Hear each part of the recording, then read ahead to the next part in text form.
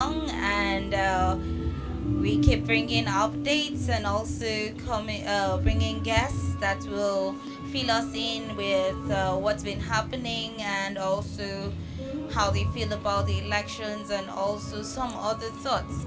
I am here this evening with my colleague Laraba and the CEO of TAF Foundation, no other person but Mr. Jake. Welcome, sir, to the studio. Thank you. Thank you. Yes.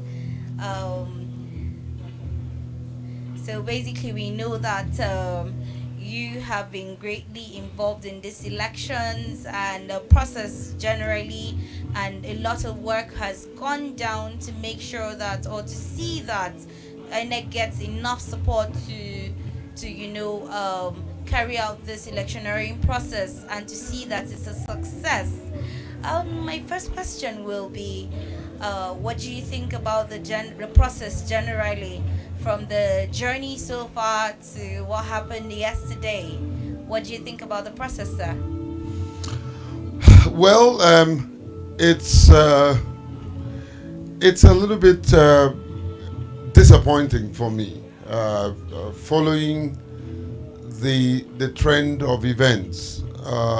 We maybe because we had high expectations, you know how it is when you have planned out an event, how it will happen, and then maybe somewhere, somebody pulled a plug. That's the way I feel. I think Nigeria deserve better. I think we would have done much better than we have done. INEC, to the best of my knowledge, prepared for for it, but unfortunately, I think they missed it with flawed logistic plans. That's the way I would say it. Okay, so I was curious, I'd be eager to hear more about the fact that you felt the plug was pulled and some expectations were not met. I know you've mentioned the logistics issues, and what other things do you think came up that you expected more from in the process Well, generally? I think a lot of people have different opinion and different views on what they think went wrong. By the way, it's not absolutely wrong. It's still redeemable. But however, I was thinking that things like logistic plans, which obviously once it goes wrong, then you see everybody going to the polling unit late. You see INEC staff going late. Of course, they will be overwhelmed by the number of people that kept increasing before they showed up. I think that's actually, to me, um, the bane of the matter. The fact that voting never started in some places even at 12 noon. That is not unacceptable. And I think that's where this whole issue can be focused on as one of the area that was not taken into consideration. INEC, don't get me wrong, INEC is one of my most favorable organization. I keep saying it, and I've said it in all the media appearances, that Professor Mahmoud means well. He's a good guy, um, especially to my community. He is very passionate about inclusivity, and it's just that this scenario turned out to be very exclusive. All right. Thank you, sir. Sir, I know you set up a situation room for monitoring the activities of persons with disability. What would you say was the turnout yesterday? Because I was on the field and I I have some questions. So let me hear from you. Maybe while I was there was nothing that was happening. So let me know what was the turnout yesterday. That's number one. Then I have other questions, and I hope maybe in the next one you will answer it for me. Okay, yes, we did. We have what is called the PWD hub, which is the first of its kind in the country. And surprisingly, yesterday, when the High Commissioner, the United Kingdom High Commissioner, the British High Commissioner, Watson, she said to me, Jake, even in UK, this has never happened because we set up a hub that was giving us real-time information, interaction, interface with 700 observers that we put in the field. Our observation is a little bit more strategic than the usual observation that you know, because we were guided by the science of data, data science. And we knew where the clusters of persons with disability are in their different clusters, and we were able to deploy observers to specific polling units where we know these community of persons are, and that's the uniqueness of what we did, because we were able to go exactly where the issues are and find solution where those issues are. And so my postulations of what happened cannot be generalized. It cannot be generalized because it's a very small number of data. We were working with INEC 87,000 data, and that came from the CVR exercise. We didn't go beyond that. Just to bring a point of correction, I kept saying this in every media event, that what happened was that was the only data that was available within the CVR exercise. That does not mean that that's the data of persons with disability who are eligible and who voted in this election. Is much more than that. And so if you look at the numbers from what we did, it looks impressive, because we've gotten report from 525 observers from the 700. We have interactions with 5,071 polling unit. We are aware of the deployment of several devices, magnifying glasses, 21,167, Braille, 6,181,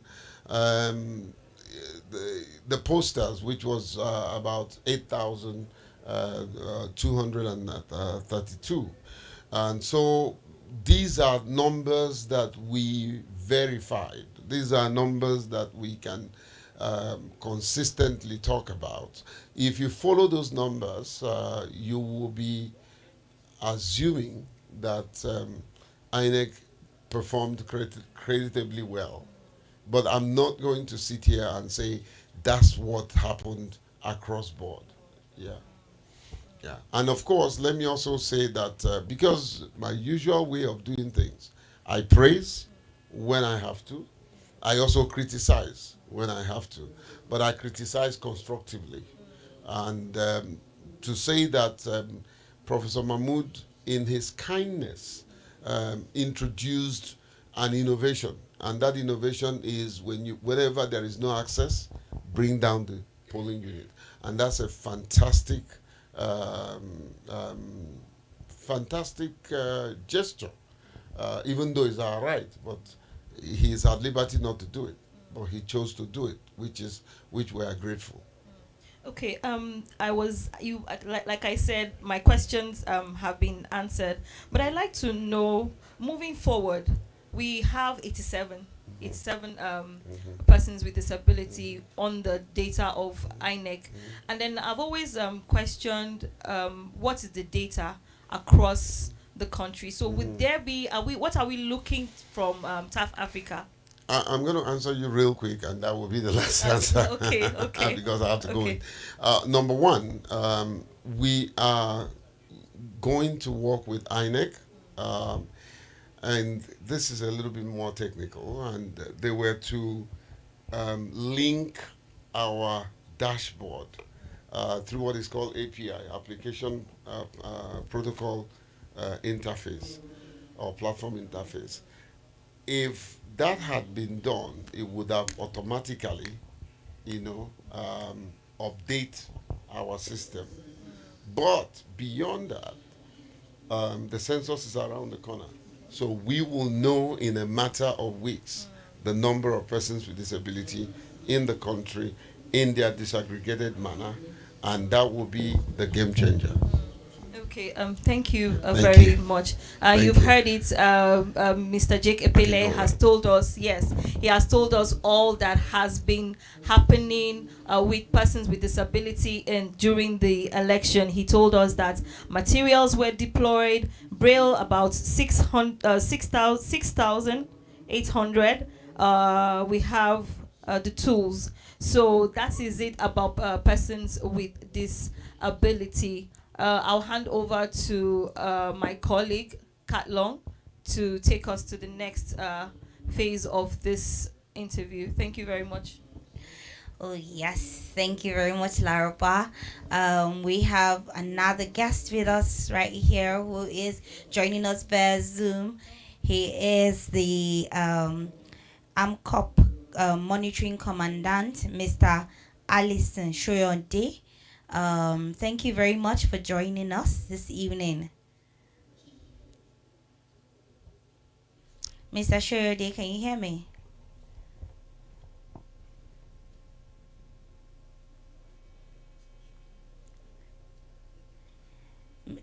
Mr. Sheridan, can you hear me?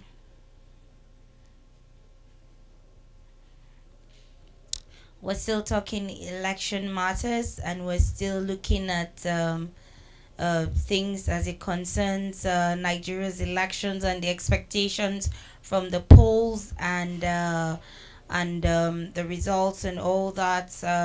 Basically, right now at the ICC Center, the INEC chairman and other election observers and the international community, all the stakeholders involved here, ready and gearing up to, start churning out the results. And as they come in from different states, I hear one state is here already. I am not going to name the state yet, but we hope to update you as events unfold. We have a guest on Zoom here, Mr. Alison Shurde. If he's not able to, if he cannot hear me and we have technical hitches, then hopefully we will just join the INEC chairman and everyone in the room so we can get updates and not miss out on any figure as is regarding collation, because I mean everyone is anticipating to know what the results are and what it has been in the nation. Please stay with us. And Laraba, do you have any words for people who are anticipating what is to come? Okay, I'd just like to update us that as we speak, the INEC chairman, Professor Mahmoud Yakubu, has commenced the briefing that we are all expecting. And this is the National Coalition Center for the Presidential Election 2023. So hopefully, while he's speaking, we'll get to know which state is around for the announcement of the results, and we would like you to stay connected, and we will get the updates from us. Thank you.